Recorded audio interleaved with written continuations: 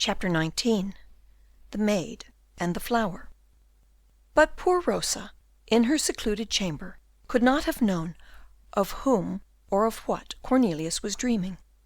From what he had said, she was more ready to believe that he dreamed of the black tulip than of her, and yet Rosa was mistaken.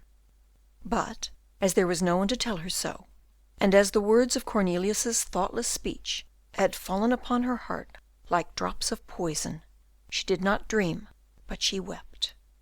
The fact was, that, as Rosa was a high-spirited creature, of no mean perception and a noble heart, she took a very clear and judicious view of her own social position, if not of her moral and physical qualities. Cornelius was a scholar, and was wealthy, at least he had been before the confiscation of his property. Cornelius belonged to the merchant bourgeoisie, who were prouder of their richly emblazoned shop signs than the hereditary nobility of their heraldic bearings. Therefore, although he might find Rosa a pleasant companion for the dreary hours of his captivity, when it came to a question of bestowing his heart, it was almost certain that he would bestow it upon a tulip, that is to say, upon the proudest and noblest of flowers, rather than upon poor Rosa, the jailer's lowly child. Thus Rosa understood Cornelius's preference of the tulip to herself, but was only so much the more unhappy therefore. During the whole of this terrible night, the poor girl did not close an eye, and before she rose in the morning, she had come to the resolution of making her appearance at the grated window no more. But, as she knew with what ardent desire Cornelius looked forward to the news about his tulip, and as, notwithstanding her determination not to see any more a man her pity for whose fate was fast growing into love, she did not, on the other hand, wish to drive him to despair. She resolved to continue by herself the reading and writing lessons, and, fortunately, she had made sufficient progress to dispense with the help of a master, when the master was not to be Cornelius. Rosa, therefore, applied herself most diligently to reading poor Cornelius de Witt's Bible, on the second fly-leaf of which the last will of Cornelius van Baerle was written. "Alas!" she muttered, when perusing again this document, which she never finished without a tear, the pearl of love, rolling from her limpid eyes on her pale cheeks. "Alas! At that time I thought for one moment he loved me. Poor Rosa! She was mistaken. Never had the love of the prisoner been more sincere than at the time at which we have now arrived, when in the contest between the black tulip and Rosa, the tulip had to yield to her the first and foremost place in Cornelius's heart. But Rosa was not aware of it.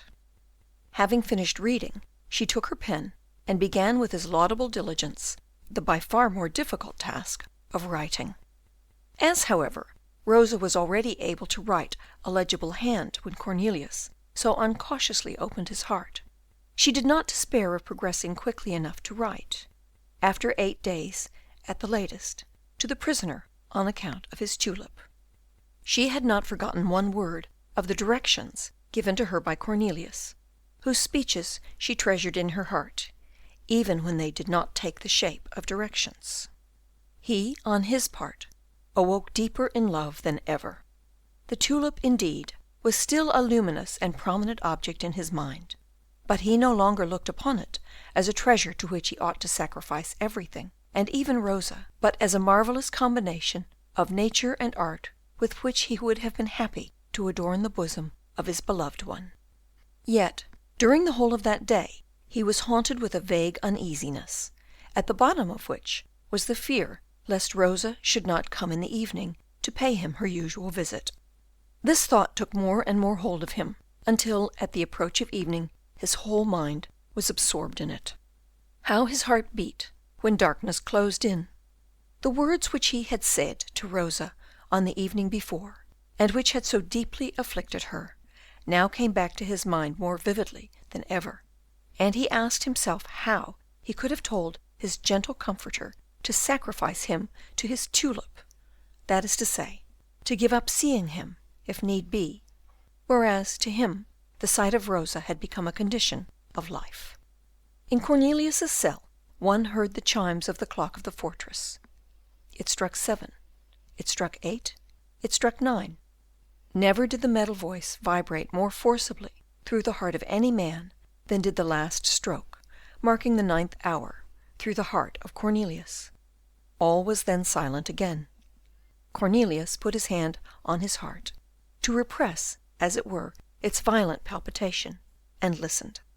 The noise of her footstep, the rustling of her gown on the staircase, were so familiar to his ear, that she had no sooner mounted one step than he used to say to himself, "Here comes Rosa." This evening none of those little noises broke the silence of the lobby. The clock struck 9, and a quarter, the half hour, then a quarter to 10, and at last its deep tone announced, not only to the inmates of the fortress, but also to all the inhabitants of Loewestein, that it was 10. This was the hour at which Rosa generally used to leave Cornelius. The hour had struck, but Rosa had not come. Thus, then, his foreboding had not deceived him.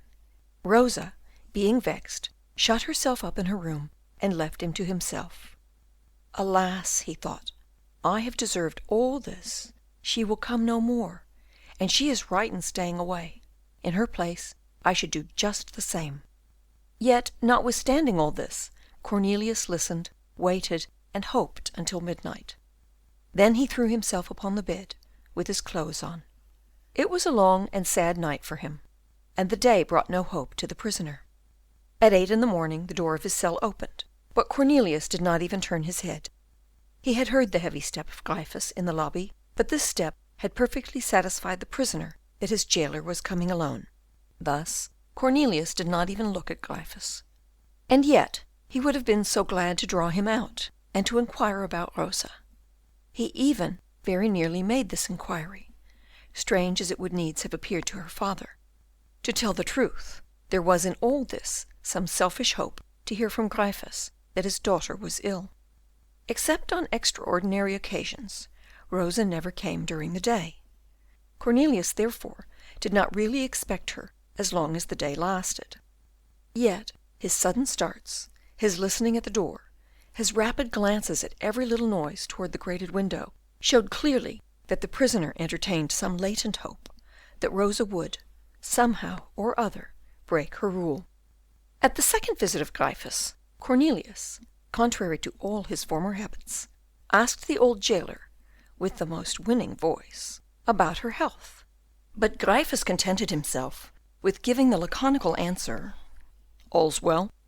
At the third visit of the day, Cornelius changed his former inquiry.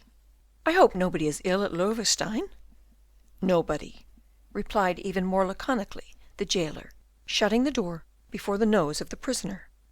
Gryphus, being little used to this sort of civility on the part of Cornelius, began to suspect that his prisoner was about to try and bribe him. Cornelius was now alone once more. It struck 7 o'clock in the evening, and the anxiety of yesterday returned with increased intensity. But another time the hours passed away without bringing the sweet vision which lighted up, through the grated window, the cell of poor Cornelius, and which, in retiring, left light enough in his heart to last until it came back again. Van Baerle passed the night in an agony of despair. On the following day, Gryphus appeared to him even more hideous, brutal, and hateful than usual. In his mind, or rather in his heart, there had been some hope that it was the old man who prevented his daughter from coming. In his wrath he would have strangled Gryphus, but would not this have separated him for ever from Rosa? The evening closing in, his despair changed into melancholy, which was the more gloomy as, involuntarily, Van Baerle mixed up with it the thought of his poor Tulip. It was now just that week in April which the most experienced gardeners point out as the precise time when tulips ought to be planted. He had said to Rosa, "I shall tell you the day when you are to put the bulb in the ground." He had intended to fix, at the vainly hoped for interview, the following day as the time for that momentous operation. The weather was propitious. The air, though still damp, began to be tempered by those pale rays of the April sun which, being the first, appear so congenial although so pale. How if Rosa allowed the right moment for planting the bulb to pass by? If, in addition to the grief of seeing her no more, he should have to deplore the misfortune of seeing his tulip fail on account of its having been planted too late, or of its not having been planted at all, these two vexations combined might well make him leave off eating and drinking. This was the case on the 4th day. It was pitiful to see Cornelius, dumb with grief and pale from utter prostration, stretch out his head through the iron bars of his window, at the risk of not being able to draw it back again, to try and get a glimpse of the garden on the left spoken of by Rosa, who had told him that its parapet overlooked the river. He hoped that perhaps he might see, in the light of the April sun, Rosa or the tulip, the two lost objects of his love. In the evening, Gryphus took away the breakfast and dinner of Cornelius, who had scarcely touched them. On the following day he did not touch them at all, and Gryphus carried the dishes away just as he had brought them. Cornelius had remained in bed the whole day. "Well," said Gryphus, coming down from the last visit, "I think we shall soon get rid of our scholar." Rosa was startled. "Nonsense," said Jacob. "What do you mean? He doesn't drink, he doesn't eat, he doesn't leave his bed. He will get out of it, like Mynheer Grotius, in a chest, only the chest will be a coffin." Rosa grew pale as death. "Ah," she said to herself, "he is uneasy about his tulip."